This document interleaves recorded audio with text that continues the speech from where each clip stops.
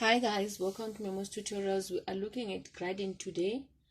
We are calculating gradient of straight lines, but then before we do any calculations, you guys need to know that when you're calculating gradient, you're looking at changing y values over changing the x values. But there are cases where they bring a triangle like this one, they draw it for you, and then they ask you to calculate the gradient.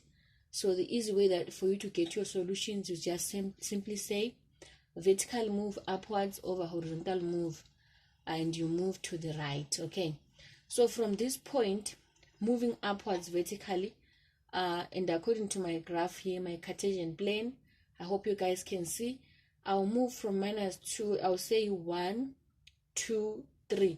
I moved 3 units up, so my gradient is going to be 3 over.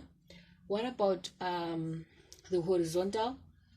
On the horizontal now, I'll move from this point, I'll say 1 2 3 4 5.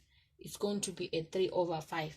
So for this particular question, our gradient is 3 over 5. Okay, when they give you a shape like that. But in most cases, they will ask you to calculate the gradient of a line. So they just give you 2 points, then they ask you to calculate the gradient. So with that being said, we have a lot of lines that we can calculate the gradient of. Here we have a line, we have line DC. Let's start off with line DC. Let me clear our board to create space. Line DC, we are told C, it's actually -5 1, and D, it's -1 3. D, it's point -1 3. And we said gradient is changing y values over changing x values. So how are we going to apply these numbers onto this formula?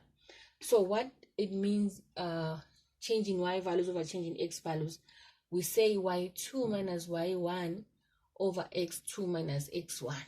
Okay, so let's label our coordinates. We can say this is x1, automatically this was going to be our y1.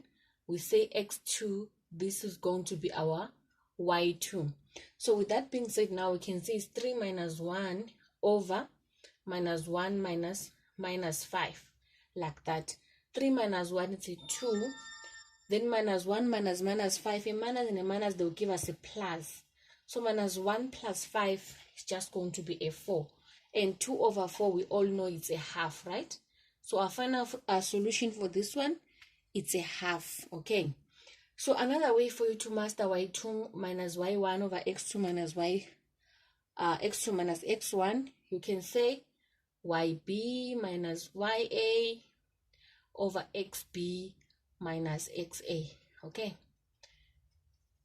this is just one and the same thing. Okay, just work with the one that makes life much easier for you. That's for our line CD. But we also have a line now. Let's have a look at this one. Our second line, okay, it's fine. Our second line says we have line AB. Our A, it's a 2 3. Our B, it's 6 1. And they want us to calculate the gradient.